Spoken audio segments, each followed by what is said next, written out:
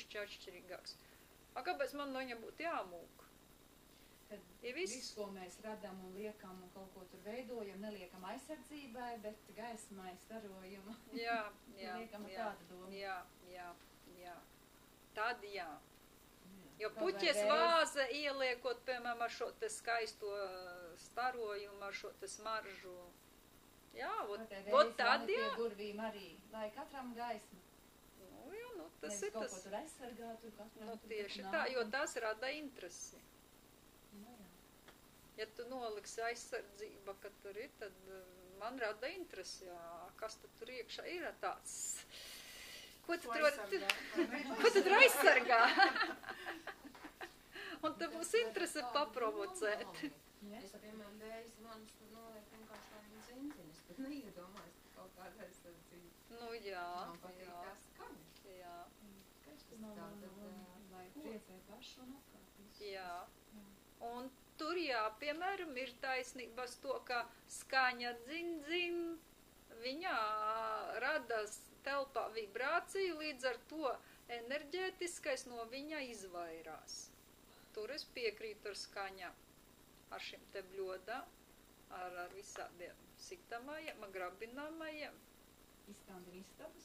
Jā, tanī brīdī, jā, to telpu ievibrē, tas, kas tanī brīdī ir, viņiem ausīs griež, enerģētiskai griež, tad viņi mūk tanī brīdī. Arī plaukšķināšana? Jā, elementārais. Savibrējam uzreiz. Jā, uzreiz no harmonizējam, salīdzvarojam. Jā, jo pats primitīvākais ir šie te, ko mēs varam ar skaņam sevi veidot. Un līdz ar to šis te, ja ar apziņu to mēs sev pielietojam, viss notiek. Arī bērni ļoti labi parāda. Pēc zvaniem, kad tiecās vai plaukšķināt. Un ar kājām vēl šitā te taisa speciāli, nevis kā dib, bet vienkārši uz vietas. Lūdziņi rada šo te vibrāciju. Padarīt līdzi, tad vajag sajust. Kā gribēju jautāt, katrai dzīvei būtnei ir dvēsele? Jā. Tātad dzīve būtne ir arī dusmas un dvēsardība un dēma un viss. Jā. Dvēsele ir arī pilnīgi visiem? Jā. Bet tā dvēsele ir dažāda. Dažāda. Bet tā dievišķā atkal dzirksts ir katrā? Visos.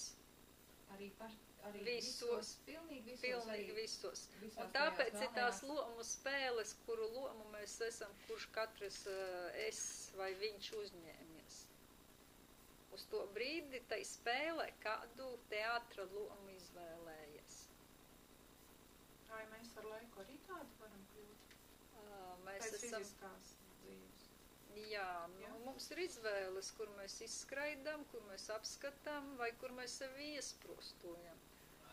Un līdz ar to arī pēc šīs fiziskās dzīves, tāpēc ir mūsu ir daudzas šajās vietās, kur mēs atrodamies. Tikai valodā teikt, mēs jau nākam komplektā. Viss komplektā, jā. Bet, kā tad ir? Dievs rada gaismas un tumsas spēkus. Tas pats augstākais, jā, rada vienu un otru enerģiju. Nerada tā, ka tumšo rada viens spēks un viens rada visu. Un rada to tumšo, lai uz tā pamata attīstītos labāk. Un tas viens ir visumā, tikai mums uz zemes kāpēc ir ielikt abi divi. Tur ir pa vienam. Viss ir viens. Nav tāds divi. Vienkārši mēs uztveram viņu.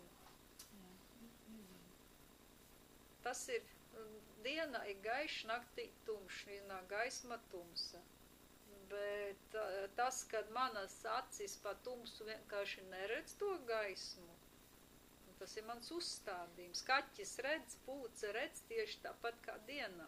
Viņai pa dienu vienkārši pūce ir pa spilgtu šī gaisma. Jā, bet tās mācības reizēm, kāpēc tik nežēlīgs, jo augstākais, kas radījis visu to pasauli, ja? Dievs taču ir mīlestība, ne? Jā, tāpēc es arī nezinu, kur tās mācības tik daudz tik šausmīgi nežēlīgs, ja ne? Savirpinātas uz visu. Bet to jau tik pēc tam saprot, kā viņi tev nāk uz tā mācību. Tajā brīdī tev viņi nežēlīgi, pēc laika tu saproti, kāpēc. Vai tu esi pieķēries, jā. vai tu esi pa lepnu, vai tu esi pa egoistu. Jo vairāk tās šo ir tās, jā. Bet tagad ir iespēja atbrīvot sevi no šiem te citu dzīvju pieredžu apkopojumiem, kas ir šī dzīvē iespējamais. Un tam nav skaidrs vēl teici, ka tās maģiskās būtnes tās pamazām iznīks. Tātad tomēr transformējās. Transformējās. Tad tomēr nav, ir tumsa un gaisma, it kā līdzsvarā un gaisma bišķi vairāk. Tas ir tas, kā jebkura mana darbība, jebkura mana dzīve, gan tur, viss ir viens. Tātad viņš nevis nokals, bet viņš pārveidojas. Nu, kā lapa, piemēram, viņa nokals, bet viņa ir kā trūts, un kā trūts viņš atkal var sākt veidot augsni, kā enerģiju kaut kam jaunam. Tātad no manis nekas nekur nepazūd. Viņš ir tas pats mans priekš kaut kā. Nu, nav, nu, tas ir cilvēkiem iestāstīts. Jo katrai īpašībai ir pretēja īpašība. Nu, saprot, ka tas ir viens, bet būs tikai gaisma, ja, tas tumšais vairs nebūs. Bet kā tur ir? Nu, šīs te pieredzes, kuras ir bijušas, viņas vienkārši dzēšas, viņas ir pieņemtas, saprastas, atbrīvotas enerģētiski no tā mana lauka, viņa dod enerģiju jau citai izaugsmei. Viņa paliek gaišākam, tāpēc tas gaisma tumsa līdz tumsa vai gaisma uzvarēs. Tāds reliģija ticējums tur pārāžā teikts ir. Bet nevarēs atrast pretējo. Bet nav pretējais. Un tur nav tas pretējais. Vienkārši viņš cik ir tumšāks, gaišāks izgaismojot. Enerģija paliek, mans kopums paliek. Kādu krāsu viņu nokrāsoju. Ja man šī te krāsa vairs nav vajadzīga, viņa aiziet par šo krāsu, bet viņa vienalga ir mana sastāvdaļa, kura neizmīkst. Tā Inta Blūma, Latvijas karmā raksta, tas enerģijas daudzums ir viens. Tas sastāv no vīrišķā aspekta, bet enerģijas daudzums jau, ir tas, ka tu palielini savu vīrišķo, viņš ir viens. Tieši tā. Arī šeit tieši tas pats aiziet. Jā, tur ir jābūt aspektam vīrišķam, sievišķam līdzsvarā katrā cilvēkam. Tas ir jau vajadzīgs. Es esmu bijis pasaulē, kur vispār vidējais, kur nav ne sievišķā, ne vīrišķā vienkārši. Un tāpēc es arī daudz kur runājot lietoju it kā vīrišķajā formā, jo nav tāda sievišķais, vīrišķais. Ir tikai vidējais. Es esmu būtība, es esmu esībā un esībā. Nu, varbūt šis te vīrišķais vai sievišķais tikai tāpēc, ka mūsu prāts pieprasa. Jo viņš, dažs prāts nav gatavs redzēt kaut kādu vidējo būtību. Patiesībā ir vidējais.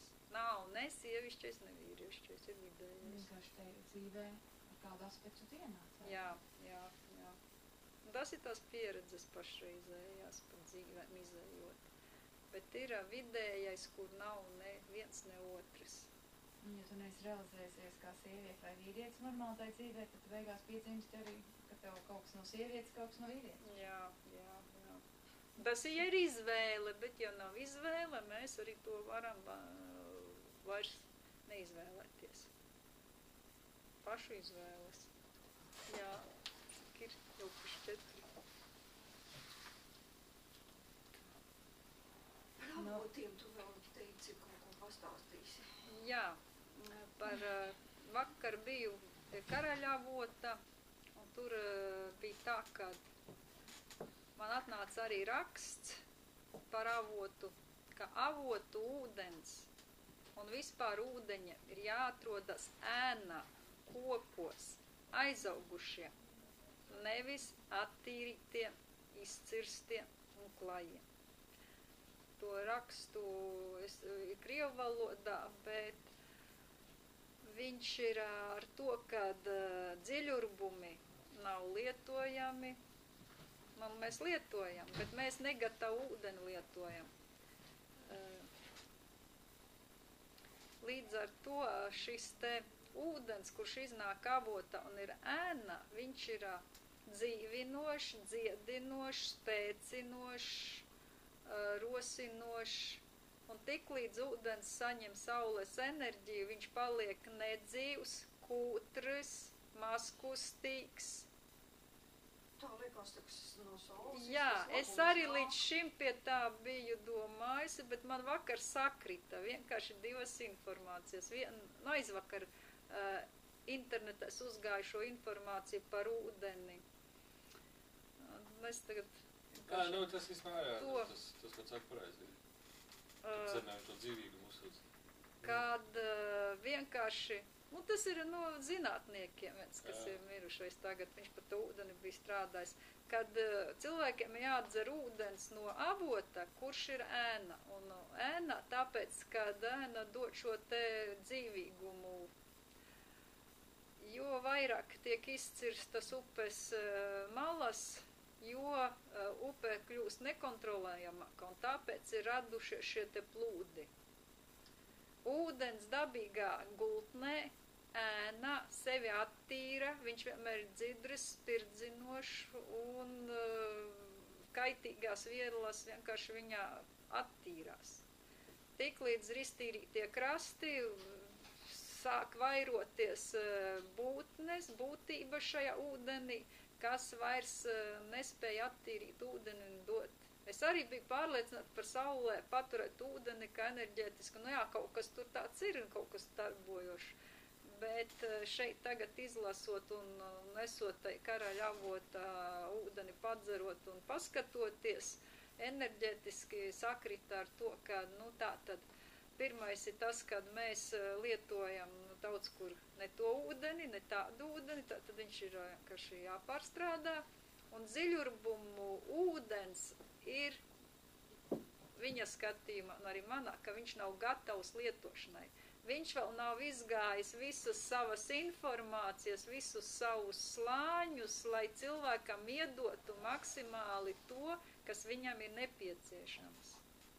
Tad, kad viņš ir izgājis visus šos slāņus līdz augšai, tikai tad viņš ir kā ūdens un pilnībā enerģijas devējs.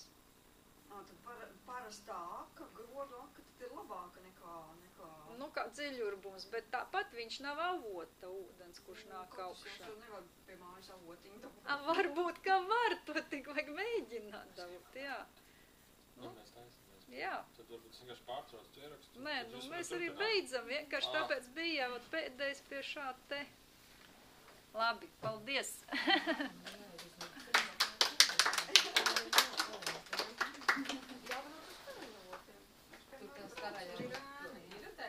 Ļoti skaisti. Nē, nu vienā brītiņā tur tiek saule iekšā, nu tā koka, bet vispār tas kopējais tur bija ēna. Ka viņš tur, kur te kārā, tur ir ēna. Un faktiski, redz, vajadzētu vēl tai ēnai būt vairāk. Jā, es pirmo reizi tur biju, un tad es uzreiz man salikās tas koks skats. Tur aizbrauc piesmēl, viņš jau, jā, mēs jau laikam 5 gadus laikam jau no turienes vien tikai uzrunājām. Jā, tas, ko vēl tas tās, kad es klausījos, tas īstenībā, to, ko viņi teica, tas baigi sakrīt, to īstenībā, kas man nākus, ir, kad ūdenim vajag to dzīvīgumu. Viņi vajag pildīt ar to dzīvīgumu. Un tad tieši teica par ēnām vispārējo, tad jā, tur viņš to dzīvīgumu iegūst. Nu, es tur par ēnām tieši nebija, ka viņš iegūst to dzīvīgumu būdams kaut kādā tajā vietā, kur tas dzīvīgums ir. Nu, teiksim, dziļi kaut kur, dziļi, nu tā kā tieši kā ir rakstīja, jo tā saules gaisma, viņi var attīrīt, bet viņi nevar to dzīvīgumu iedot. Attīrot, bet tieši saules gaismā vēl deva kaut kādas, kaut ko klāti no būtnē. Nu jā, viņi kaut kādas baktērijas Baktērijas kaut kādas attīstā. Jā. Tādā vēsumā, tādā vēsā akā, tas ir riktīgi pareizi. Paldies. Jā. Lūdzu. Tā, teiksmi. Jo redz, šoreiz man sakrīt tas, ko tev stāstam, to, ko man rāda. Un man atkal ir pasūtījumi šie te raksti, lai atnāktu pie manis. Bet tie, kas čenagu, viņam visiem var teikt vienādi informācija nāk, tikai tas kā pasaki. Jā, čau. Pasaka.